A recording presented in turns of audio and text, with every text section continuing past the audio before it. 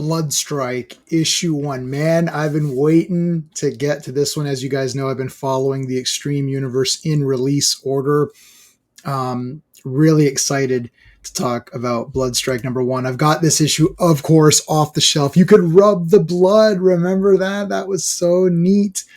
Cabot is such a great character. I love this team. I have the figure that they made. They made this awesome figure. I showed it already on another video of Cabot, and they also did Blood Wolf. And I've got both of those, and they're both signed by Rob himself. I got the signed versions directly from him from Whatnot, I believe, or it could have been his website. I think it was Whatnot, though.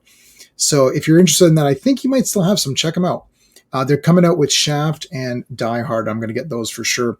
But man, this comic is badass awesome. If you had to pick one comic, one issue to represent the sort of the badass extremery, the extremery of the Extreme Universe, this might be the one. So quick, take a look. Creator, plot, layouts, Rob. Pencils by Dan Frega. Script editor, Eric Stevenson. Inks, Danny Miki. Is that how you... And actually, I want to point out the colors are good here too. Brian Tallman and Brian Murphy. Great colors on this one for me. Starting out with Cabot here, getting information about his current mission. This is from Rome, which can also teleport them. They have to attack Jericho, which is an installation run by GATE, which is Genetic and Technological Engineering. That's GATE. So they've been hired to get in there and take it down. So they're climbing up the mountains. Look at this, climbing up mountains, badass characters, great art here. This, again, very, very close to your sort of your manga inspired style. Great, silhouettes here. Look how awesome these guys look. Cabot is a great design character, great figure. We got Foreplay, girl with 4 arms, and she has like this awesome knight's kind of helmet here, a little bit of a Boba Fett-ish kind of look to it. Of course, Deadlock, who resembles Wolverine in his mask or whatever. And this is definitely a trope here of the 90s. A lot of homage characters, mixing up of different characters. Might be wearing Wolverine's mask, but then he's more like, like a ninja or whatever. So it's like they really, put all of these different things together. Look at Cabot running down here. Tag. This is Cabot and Tag. Anything she touches gets frozen. So it's like tag, you're it. And then you're kind of like you're stuck or whatever. This entire beginning is pure action. This is a bloody awesome. This is a double page splash. Wow. Friggin' cool. Killing all these guys. So Tag and Cabot are inside attacking, and Foreplay and Deadlock are on the outside, and they're trying to infiltrate here. A little bit of story is revealed here about each character. Very, very small amounts. We've got this guy, Commander Corbin. He's the commander of this facility. Looks pretty good. Looks like a formidable guy. He's laughing. Why is he laughing? I mean, he's going to get his ass kicked. He thinks he's got the upper hand, but here comes Shogun, and this guy is absolutely badass to hell. Big, huge armor. Think of like the Destroyer armor with sort of that awesome Japanese feel to it.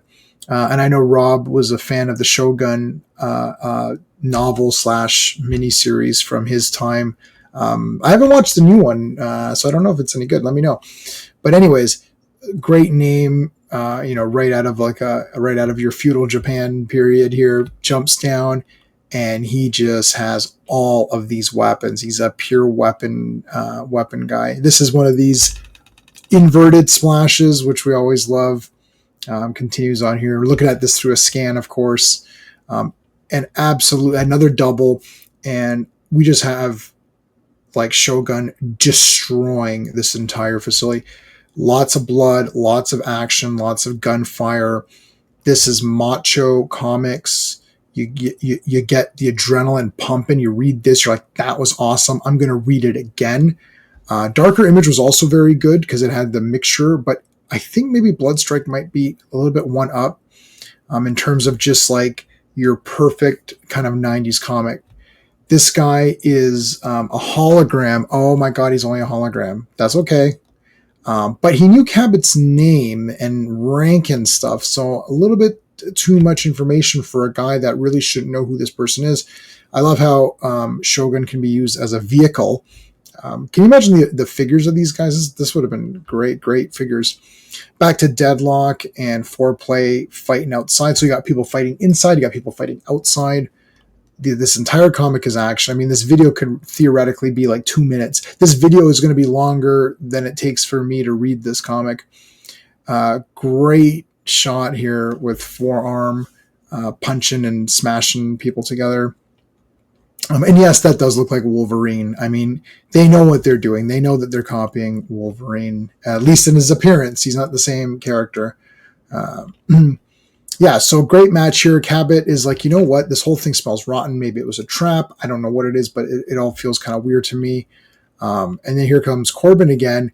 Turns out that Corbin was sort of, because he's the commander of this base, Gate kind of looks down on him a little bit, saying, well, you're not really that useful and we don't really need you. So turns out he hired Bloodstrike to attack, and his plan was to defeat them, kill them, and say, look, I'm such a great facilitator that I was able to stop Bloodstrike.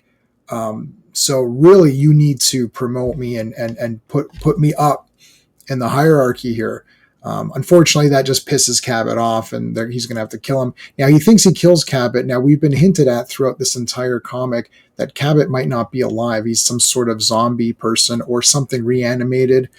There's the whole Born Again program that was mentioned in other Youngblood issues and Brigade.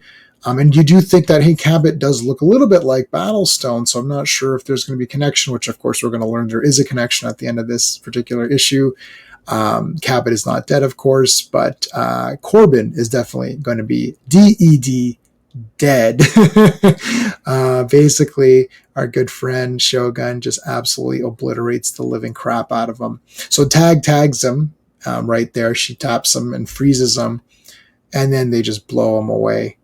Blah, blah, blah, blah, blah, blah, blah, blah, blah, blah, blah, blah.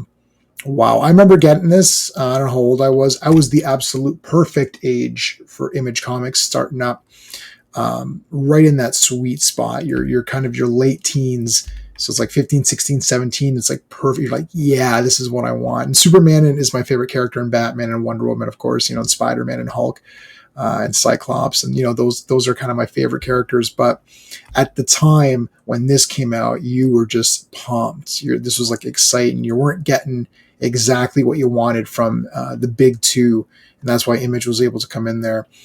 And that's it. Rome takes them back. They get their next assignment. Their next assignment is, of course, going to be Brigade, and that's going to be continued in Brigade number 1, the regular series. I've already covered the mini-series of Brigade.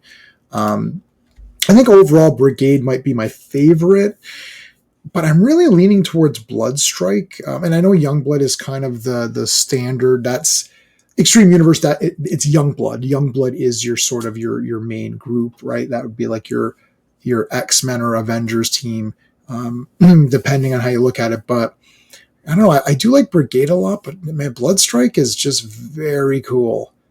I think if you had a nice figure collection of Bloodstrike, that would be a really nice collection to have on your shelf or whatever. So maybe they'll do more figures. Maybe, I don't know. It looks like they're only doing 2 every so often. But they're definitely worth having. So that's it for this one, guys. Let me know in the comments what you think about Bloodstrike. And I'm doing these videos because I love this stuff. I'm not distancing myself from it. I think it's absolutely fantastic. I have a lot of fun going through these. I've read these a bunch of times. I own all of these comics. They're all stored in, I've got about 2 or 3 Rob Liefeld boxes, so I really don't want to go dig all these out, but I have all of these issues. They're great. I'd love to talk more about this kind of stuff. Let me know in the comments if you like it. Please like the video, subscribe to the channel.